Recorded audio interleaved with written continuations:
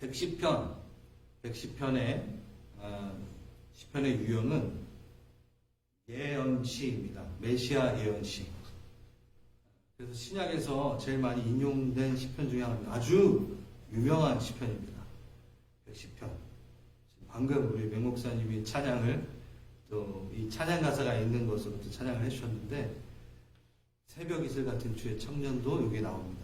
이 뜻이 무엇인지, 신약에서 제일 많이 인용된 이 시편이 또 얼마나 중요한지, 무엇을 말하고 있는지 우리가 좀 같이 봤으면 좋겠습니다.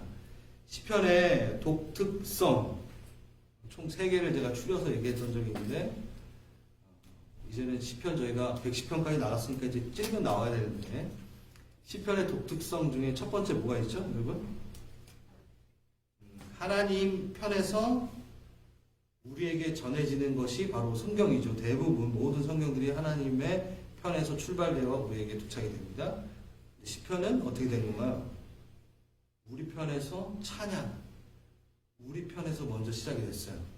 찬양, 경배, 그것을 하나님께서 인정하시고 우리에게 다시 성경으로 주신 아주 독특한 독특성이죠.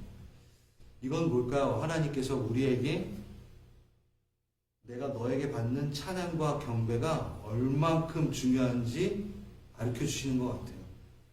너의 찬양과 고백을 성경에 넣을 만큼 나는 귀중히 여긴단다 라는 것을 시편의 독특성, 시편은 얘기하고 있다. 또 두 번째, 시편은 우리가 실질적인 삶 속에서 느낄 수 있는 정직성을 보여준다. 그래서 우리가 믿음 생활 하면서 이렇게 절망감과 또 우리의 죄악의 추악성, 약함이 이제 누군가에게 드러나고 보여지는 거, 공동체 안에서 보여지는 걸 두려워하잖아요. 그렇죠? 그게 나오면 안 되잖아요.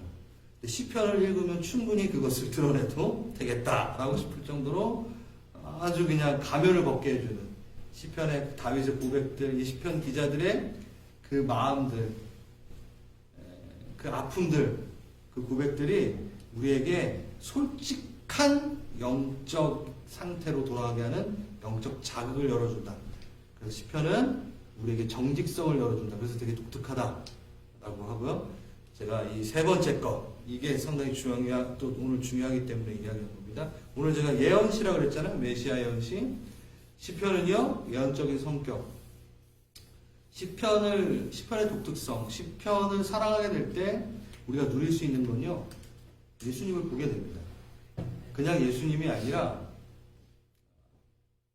내가 만났던 예수님도 보여주지만 내가 아직 또 만나야 될 예수님, 예수님의 그 엄청난 역사와 사역과 그 하나님 나라의 뜻과 계획들을 품고 움직이실 예수님을 미리 보게 되는 예언적 시각을 갖게 된다 라는 게 바로 시편의 독특성입니다. 왜냐하면 시편에 보면요, 예배가 깊어질수록 계시되어진 예수 그리스도를 만나고 있기 때문에 오늘이 그 편이에요.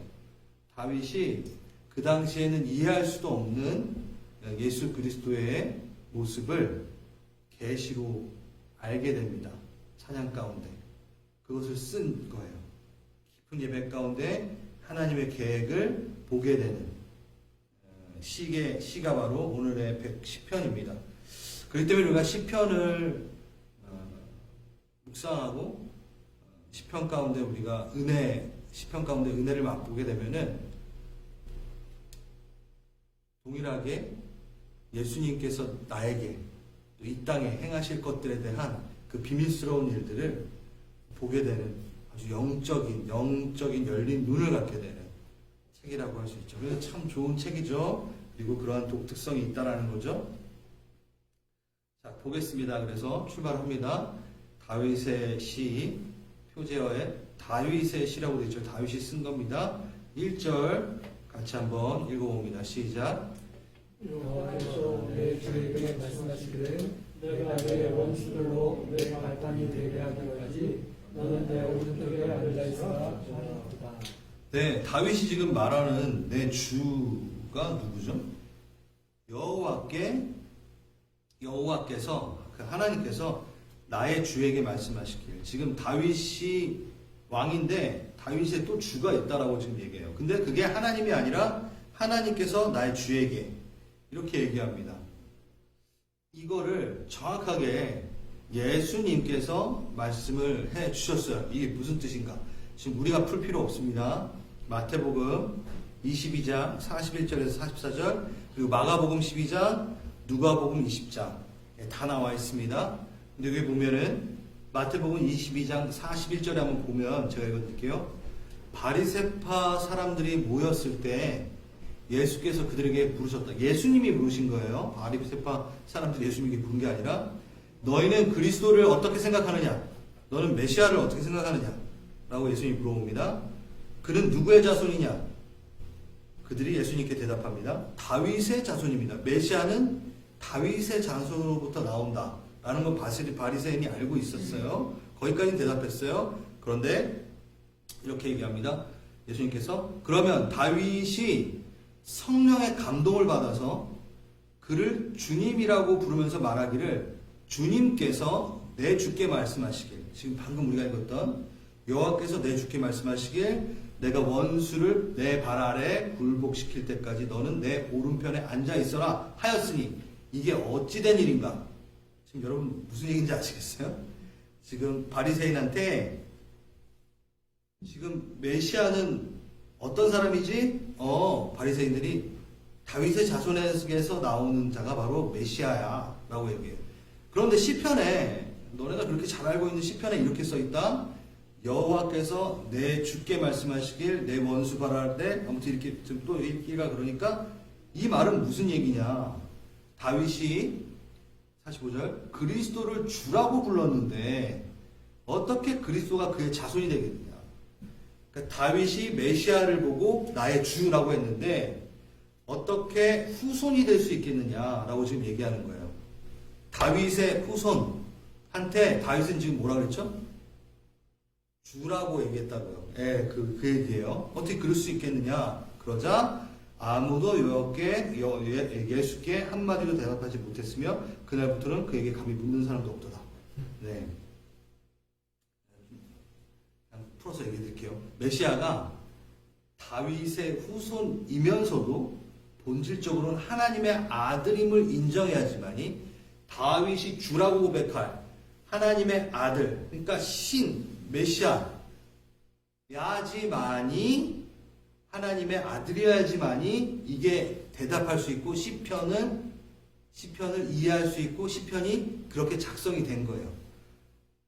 그러니까 예수님 당시 유대인들은 다윗의 후손으로 오실 메시아에 대해서 기대하고 있었지만 그분이 하나님의 아들이라는 건 상상도 못하고 있었던 거죠. 그러니까 예수님 스스로가 다윗의 후손으로 내가 나왔지만 내가 언제 태초 때에 하나님과 함께 있었다라는 걸 지금 간접적으로 얘기하시는 겁니다. 다윗이 날 주라고 불렀다라고, 다윗 이전에 있던 나다라고 하면서 그가 바로 예수님이다, 자신이다라고 얘기하는 대목이고, 이 110편 아래서 또 누가 나오냐면 멜기세덱이 또 나와요. 그래서 우리 벌써 히브리서 하면서 멜기세덱 했죠? 그게 예수의 현현이었음을 우리가 증명을 쫙 했었습니다. 그러니까 나는 태초에 있었던 자다라고 얘기하는 거죠. 다윗이 시편에서 이렇게 말을 했는데도 이 바리새인들은 다윗을 너무나 좋아하고 시편을 너무 좋아했던 사람인데도 성경이 말하고 있어도 내 생각에 불가능할 거다라고 생각하면, 성경이 이런 뜻이다라고 말하고 있어도 그것을 자신의 선입견 때문에 결과적으로는 무슨 뜻인지도 모르고 이게 무슨 말인지도 모르고 믿지 않는다는 거죠. 그래서 결국 예수님을 뭐하죠? 십자가에 못 박혀 죽이게 하는 게 바로 이들인 거죠. 자, 여기서 우리는 뭘 가져올 수 있을까요? 뭘 배울 수 있을까요? 성경에 분명히 그렇다라고 얘기했고 이것이 맞다라고 얘기하고 있는데 나의 선입견 때문에 그것을 받아들이지 않는다면 우린 이들과 똑같은 과오를 범하고 있는 거죠. 성경은 그것이 분명히 맞다라고 하는데 자기 생각에 이건 좀 불가능해 라고 선입견으로 그것을 멀리한다면 우리는 예수를 십자가에 못 박히게 할 만큼 우둔한 선택을 할 수 있다라는 겁니다. 그래서 간단하게 뭐 성경을 있는 그대로 믿으면 된다. 예, 성경에서 그렇게 하면 아멘이다. 그걸 믿으면 된다라고 좀 적용을 했으면 좋겠습니다. 그리고 하나님의 오른편 오른쪽에 앉아 있으라 하셨도다. 이게 저희가 히브리서를 하다 보니까 지금 시편 110편이 훨씬 설명하기가 지금 쉬워요. 이미 했던 거예요, 여러분.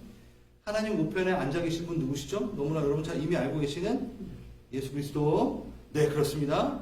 근데 이 우편에 앉아 있다라는 것은 어떤 의미인가는 우리가 히브리서를 하기 전에 잘 몰랐던 것 같아요. 다시 하나님이 우편에 앉았다라는 것은 무슨 뜻이냐?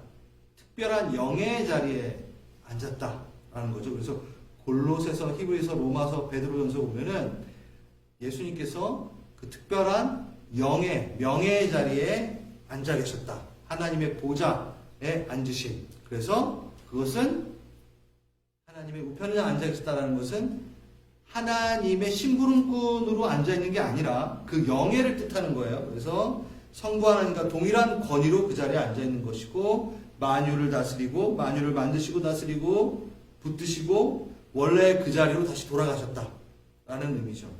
두 번째 우편에 앉음은 또 무슨 뜻인가요?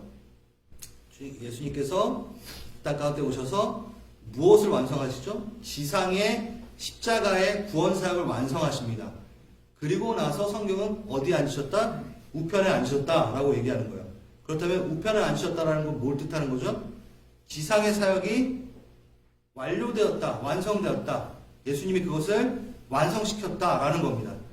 예수님이 우편에 앉으셨다, 하나님 우편에 앉으셨다는 것은 그냥 뜻이 아니라 지상의 사역은 마무리됐다라는 거예요. 그러니까 십자가는 완전하게 마무리되었다. 그 사건은 완전히 마무리되었다. 뭐 죄의 사함, 완전한 사함은 이루어졌다. 그래서 완성시키심으로 앉으셨다.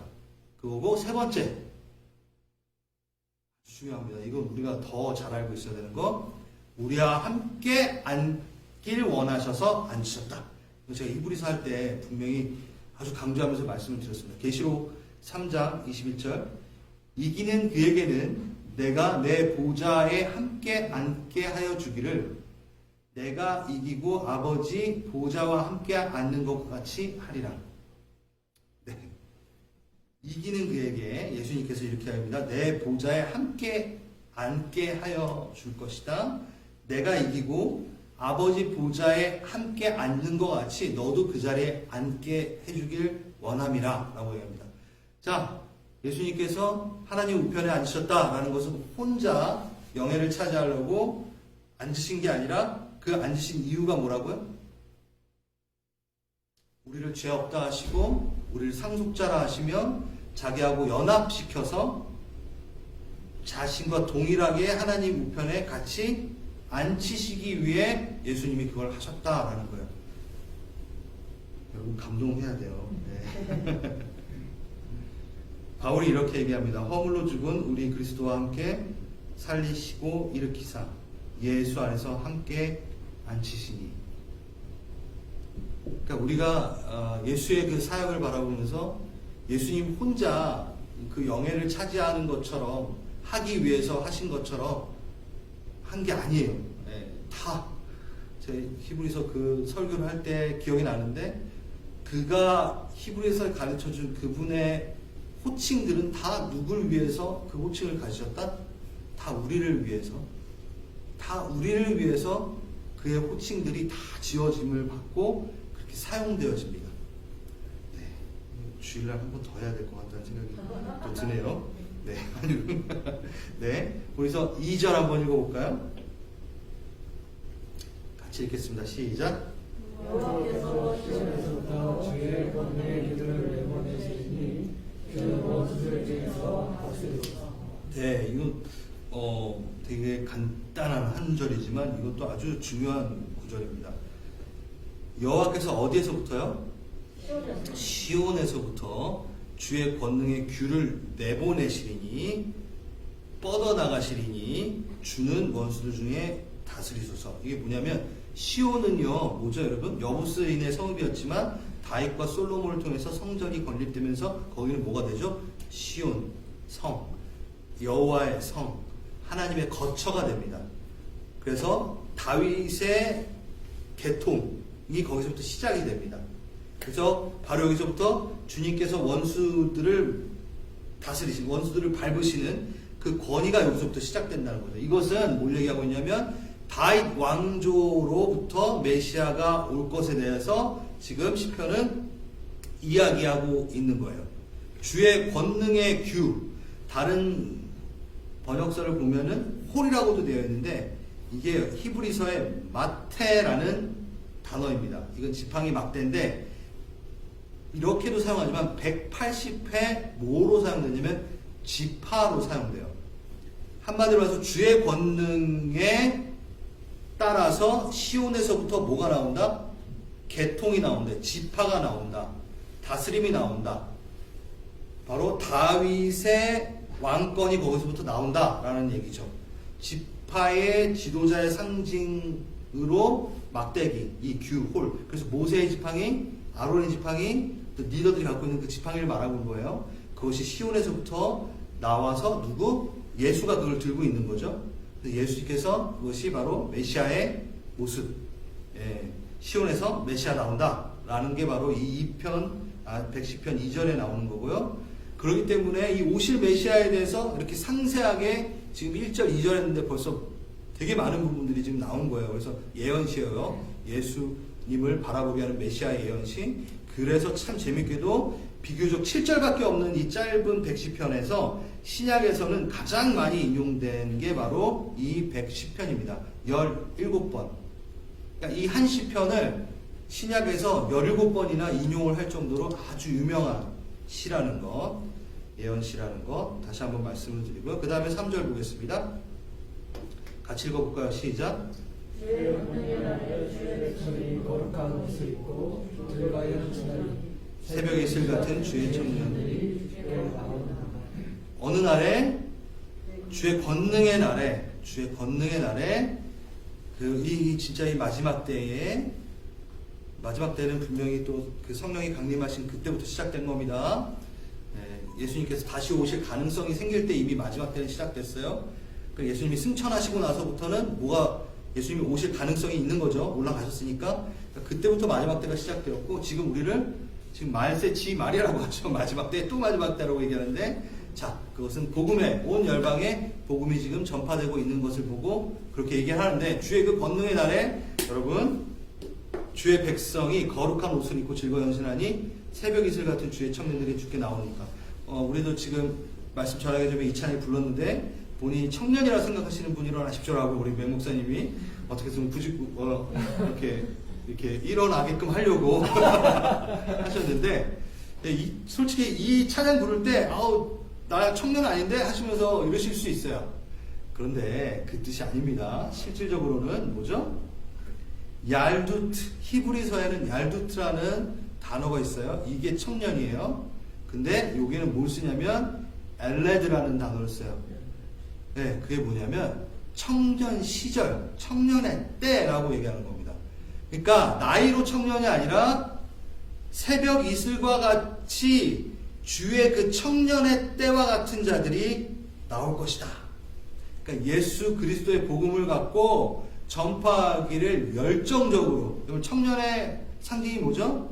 힘있고 열정있고 다 알아서 하는 게 아니라 따르고 이게 맞다 싶으면 그냥 쫓아가고 그런 모습이잖아요.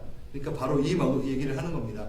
나이의 청년의 사람들을 부르는 게 아니라 그 청년의 때와 같이 그 두근두근거리면서 뭐라 그러나요? 그거 되게 순수한 믿음을 갖고 있는 자들, 그들이 어떻게 나온다? 새벽 이슬같이 나온다. 여러분, 새벽 이슬 하면 딱 떠오르는 게 뭐가 있나요? 양희은이 떠오른가? 새벽 이슬. 아침 이슬이죠. 죄송합니다. 새벽 이슬이 잠깐 있다가 사라진다? 이것 때문에 새벽 이슬은 당연히 아니겠죠? 여기서 말하는 새벽 이슬 또한, 왜냐면 이건 유대적인 그 문화와 유대적인 단어를 잘 알아야지만이 잘 풀이가 되겠죠. 그냥 청년도 아니고 청년의 때와 같은 그 열정을 갖고 주의 그 백성들이 막 나오는데, 새벽 이슬같이 막 나온다. 이게 뭐냐면 새벽 이슬은요, 여러분 이슬은 어떻게 어디로부터 왔는지 모르고 그냥 사라져버리는, 이름도 없고 성도 몰라요. 그러니까 자신의 이름을 드러내려는 자들이 아니라 하나님께 불사르는 자들인 거죠. 이름도 없이 빛도 없이 갑자기 그냥 왕창 나오게 되는, 예. 그래서 어디로부터 왔는지 모르는 자들이, 여러분 새벽에 이슬이 참 맺힐 때 항상 어떤 조건에, 온도의 조건에 의해서 밑에서 떨어지는 것도 아니고 땅에서 솟는 것도 아니고 공기 중에서 생기는 거거든요. 이슬이. 이 시카고 무슨 대학에서 뭐 이렇게 했는데 되게 기억이 나는데 갑자기 이슬이 생성이 되는 거예요. 어디서 오는 게 아니에요. 그러니까 갑자기 나타나는 거예요. 수많은 이슬들이 이름도 없이 하나님의 일을 하고 또 사라져버리는 듯한 모습으로, 그 모습이 성경에는 자주 나옵니다. 하나님의 임재에 대해서 얘기할 때 이 이슬이라는 표현을 어떻게 나잘의 임재라고 많이 나와요. 그래서 조건이 맞아서 갑자기 생겨났는데 완전히 푹 적셔버리는 임재. 네, 내 말은 이슬처럼 맺히다니, 하나님이 이렇게 얘기해요. 그리고 너는 내 샘에서 흐르는 물을, 이 이슬의 물을 마시리라. 네, 하나님께서 본인의 임재에 대해서 이렇게 또 표현을 하세요. 여러분, 나잘의 임재, 주님, 내가 나잘의 임재를 맡기를 원합니다. 내 삶 가운데 뭐 어떤 이정표처럼 드러나는 어떤 역사와 임재가 있을 수 있어요. 간증거리가 막 생성될 수 있는 그런 임재가 있을 수 있어요. 그런데 나도 모르게, 나도 인식하지 못한 채 항상 나와 함께 계시는 그 나잘의 임재, 그 이슬과 같이 그 어떤 나도 모르는 어떤 그 조건에 항상 나와 함께 계셔서 내가 푹 젖어드는 그 일상의 예배 안에 들어오는, 임하시는 임재, 그 나잘의 임재, 그거를 우리가 누리고 살죠. 우리가 맨날 수련회처럼 살 수는 없잖아요. 하루하루 우리가 살 때 그 나잘의 임재를 사모해야 됩니다. 네. 하나님, 나를 적시소서. 내가 반응하고 내가 알지 못하더라도 나를 그 나잘의 임재 가운데 있게 하셔서 그 평온함 가운데, 내가 그 주의 임재 가운데 살게 하셔서, 그렇게 우리가 기도를 해야 될 것 같아요. 그러면서 어떻게 나잘의 그 이슬과 같은 청년이 되어 주의 복음을 전하는 자로, 예, 다시 주의 권능의 날에 주의 백성이 거룩한 옷을 입고 즐거이 헌신하니 새벽 이슬 같은 주의 청년들이 주께 나오는도다. 자, 이제부터 이 딱 구절을 이제 딱 보면은 뭐가 먼저 떠올라야 되죠? 난 청년이 아니야, 난 죄됐어, 이게 아니라 나의 청년이었다 같이 정말 순수한 마음으로, 열정으로 내가 거룩한 옷을 입고 즐겁게 헌신할 텐데, 막 내 이름 드러내려고 하는 것이 아니라 정말 나의 맡은 그 자리에서 이름도 없이 빛도 없이 내가 정말 주님을 위해, 주님의 권능의 날에 내가 한번 헌신하리라, 이러면서 이 찬양을 부르는 거죠. 예. 그러면서 내가 어떤 강력한 은혜만을 바라는 게 아니라 나잘의 임재, 그 새벽의 이슬과 같은, 그 이슬과 같은 주님의 임재에도 내가 시원하다, 감사하다 하며 그 일상의 은혜를 내가 감사로 붙들고 나아가는 새벽 이슬 같은 주의 청년들. 네, 이걸 묵상하면서 이 찬양을 이제 불러야 돼요. 아멘? 네. 네, 그리고, 네, 그렇습니다. 자, 4절.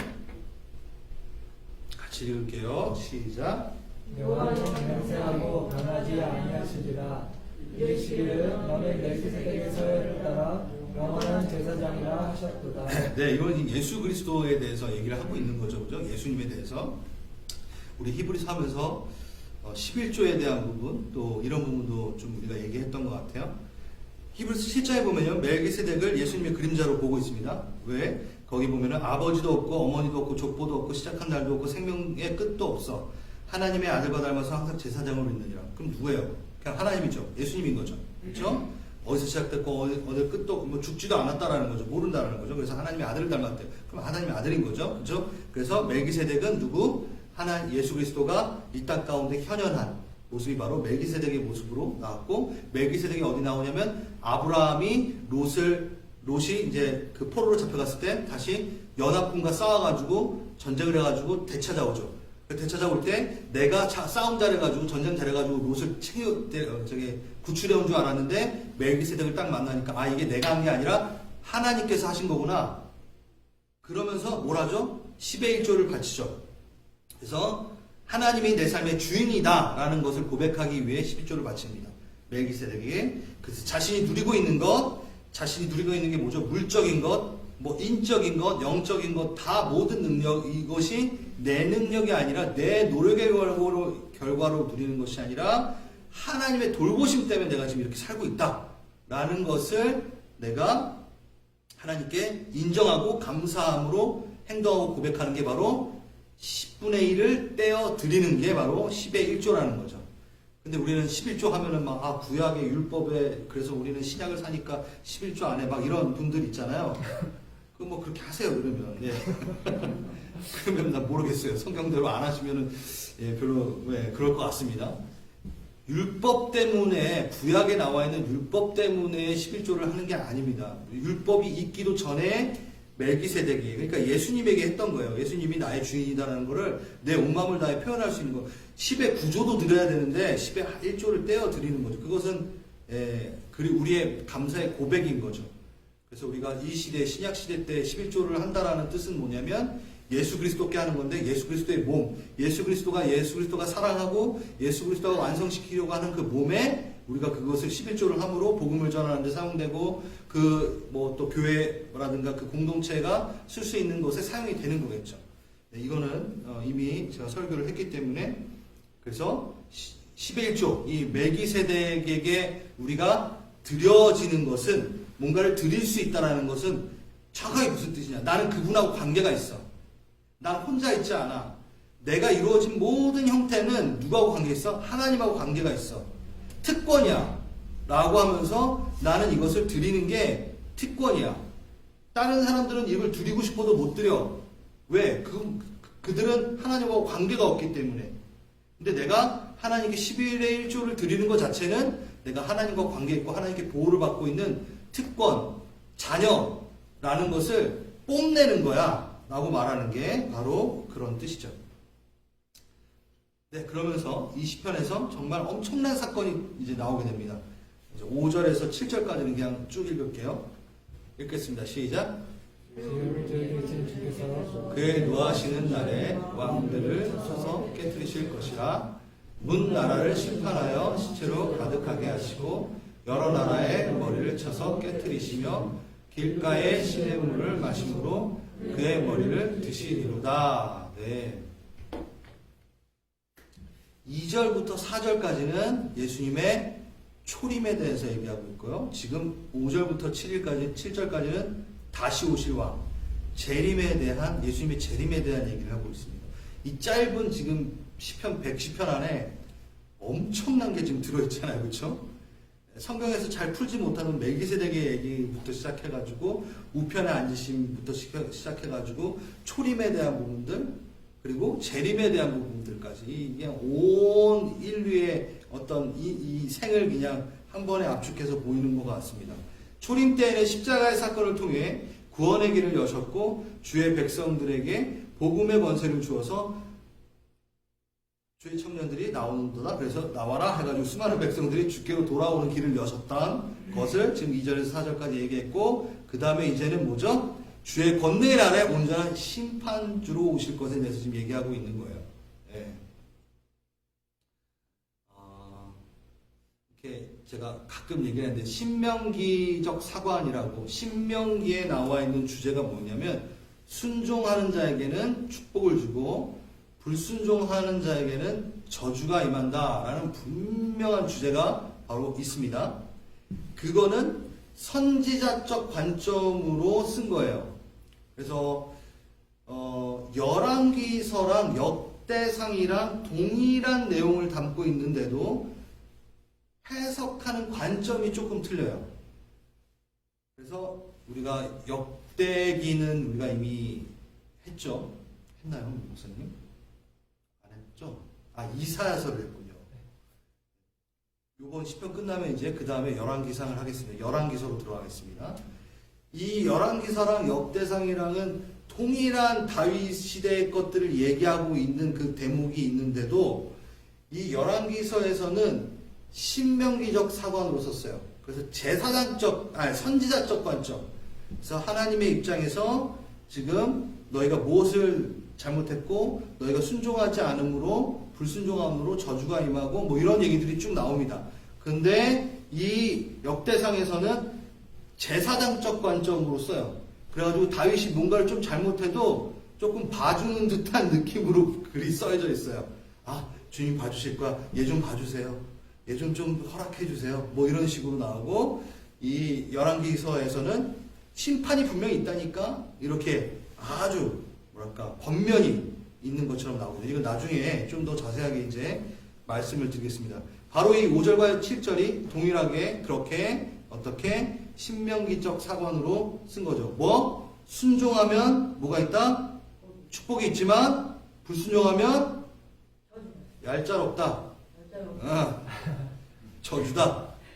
지금 난리도 아니에요. 5절에서 6절에 7절 보면 막 머리 깨치고 막 7절에 보면 길가의 시냇물을 마시므로 그의 머리를 드셨도다.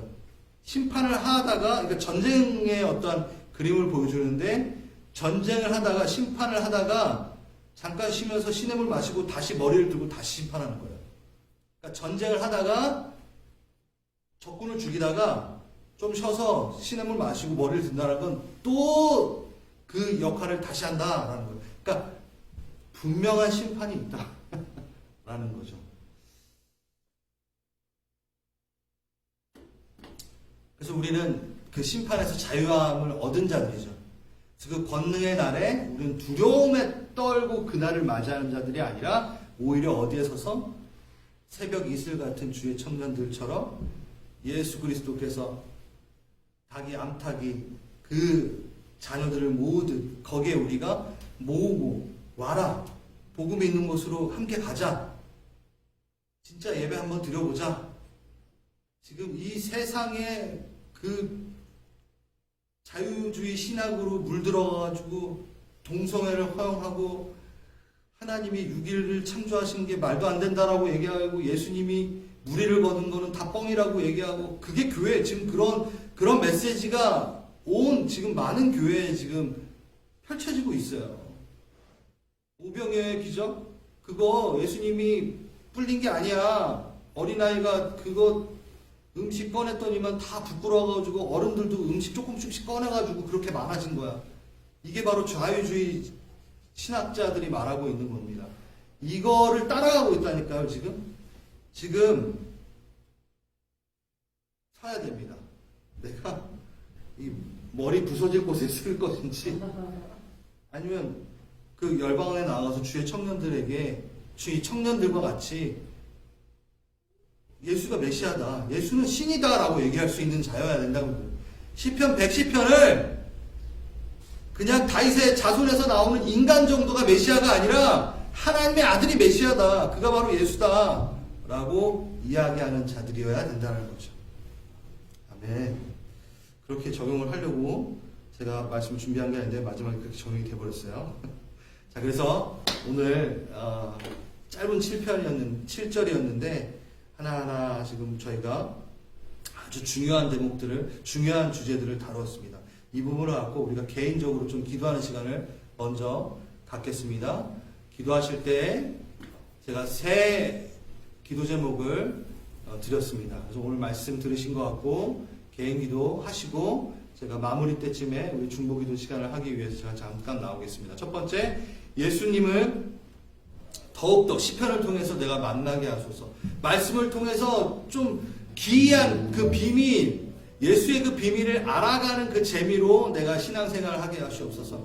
예배를 통하여, 말씀을 통하여 그냥 멍하고 맨날 들었던 말씀 들으면서 그냥 그런 것이 아니라 성령에 의해서 새로운 깨달음이 있어지므로 정말 주님의 그 중요한 열방이 돌아오는 축제에 내가 함께, 소외된 자가 아니라 함께하는 자로 있게 원합니다. 그런 갈급함, 그런 목표, 그런 다짐들이 좀 있었으면 좋겠습니다. 그래서 우편에 서신 주님, 나를 함께 그 자리에 앉게 하시길 원하시는 그분, 이제 내가 이게 나이가 들었으니까 안 돼. 이 말 하지 마시고 하면 안 됩니다. 난 청년하냐 이러면 안 됩니다. 청년의 그 시절 때와 같이 어떻게 새벽 이슬과 같이 이름도 빛도 없이 꼭 뭐 달아서 사역하는 게 아니라 뭐 꼭 내가 어떤 직분을 맡았기 때문에 하는 것이 아니라 직분을 위해서 사용하는 것도 아니라 정말 낮은 마음으로 겸손한 마음으로 그렇게 내가 주님을 따라 헌신하겠습니다. 그러면서 제가 우리가 점검할 수 있는 거, 멜기세덱에 대한 고백, 내가 무엇을 떼어드리고 있는가, 시간과 재정, 내가 목숨 드린다고 했는데 그건 너무 광범위하니까 나의 시간은, 나의 재정은, 나의 태도는 내가 드리고 있는가에 대한 부분을 다시 한번 또 점검하는, 그래서 하나님이 나의 모든 것의 주인이시고 나의 모든 것의 돌보심이었고 모든 것의 시작이었고 끝이었습니다. 내가 누리고 있는 게 다 아버지 것입니다라는 걸 또 한 번 더 고백하는 개인의 기도의 시간 갖겠습니다. 이 말씀 갖고 기도도 하고 여러분 하고 싶으신 또 개인의 기도 또 하시길 원합니다. 기도하시겠습니다.